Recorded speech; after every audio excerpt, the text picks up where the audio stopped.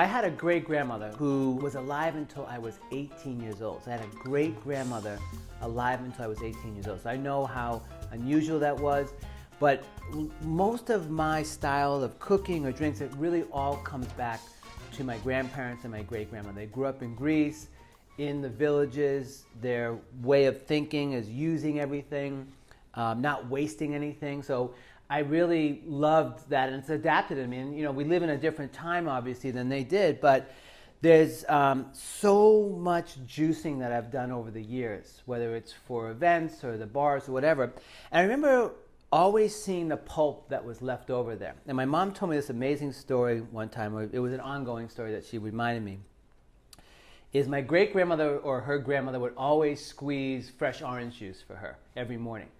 But when she was going out to school, on her way out to the door, she would take a spoon and kind of scoop that pulp and be feeding it to her mouth as she was walking out the door. And I just loved that. You know, it was just like, I pictured it all. I saw how my mom smiled when she talked about it. So what I wanted to do was say, hey, why can't I incorporate that pulp into a drink? And when you're doing parties or you have small gatherings, what a great thing to kind of give somebody when they first show up. So I want to show you. So listen, it works best if you're using a citrus juicer, or I don't have it because I obviously have this juicer here.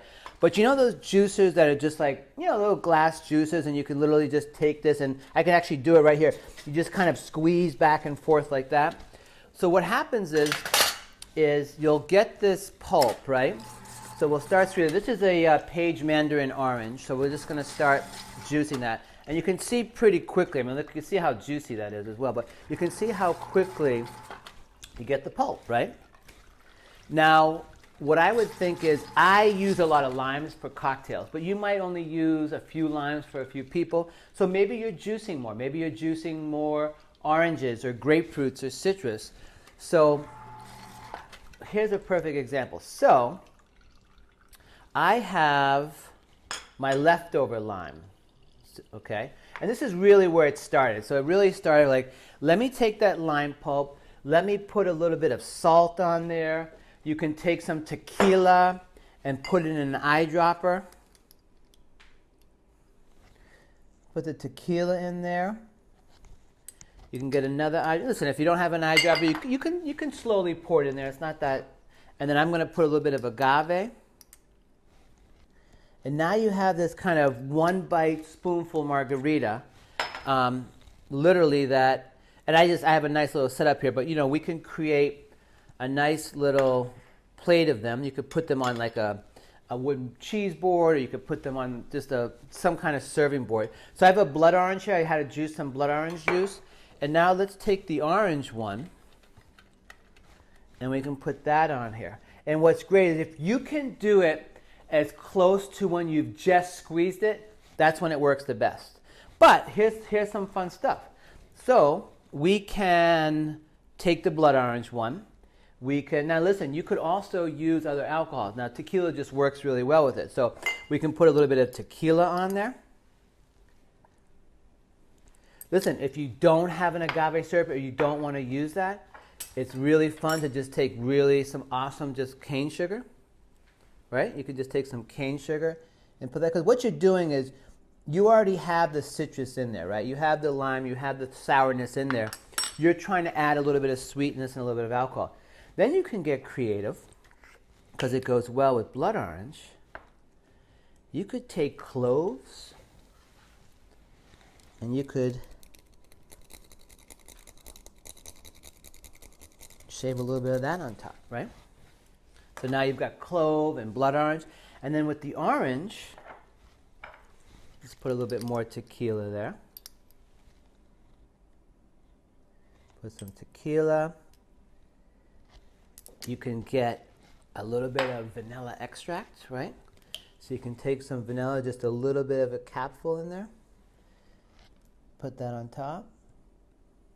So easy ways to add some flavor. And listen, and if you don't want to use sugar, and you're worried about, you know, if you want to, there are liquid stevias and kind of sugar-free liquid alternatives. So we can actually do one that doesn't have many calories.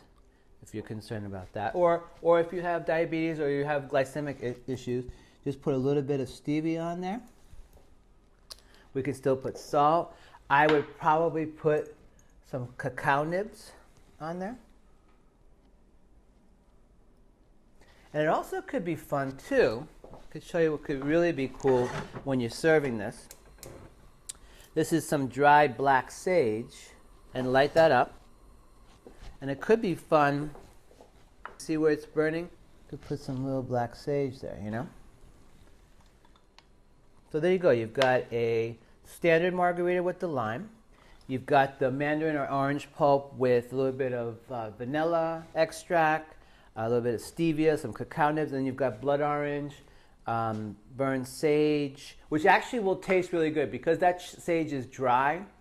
It's going to be a little bit toasted, but you'll have a nice little flavor. It's got the tequila, the blood orange, the sage, and a little bit of sugar.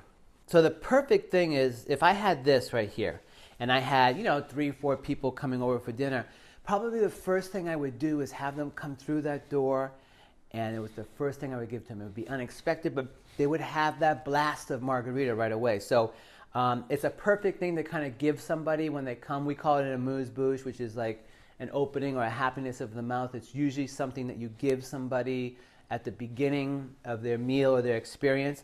And it's supposed to be kind of this fun surprise. It's supposed to be something that wakens them up and also is almost telling them that they're in for something special.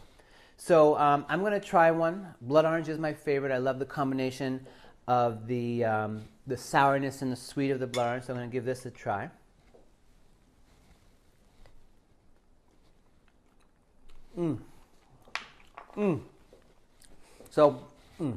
I highly recommend using the raw sugar. There's something about that, something about the consistency of it. The blood orange is fantastic. And that little bit of burnt sage. Now, a lot of times you can get those rolled sages up, the white sage. That will work perfectly. You can get that pretty much at any supermarket, online. But that little taste of sage at the end just adds this really unusual crispiness to it. So listen, enjoy, get creative, have fun with it, and most importantly, surprise your guests, okay? Enjoy.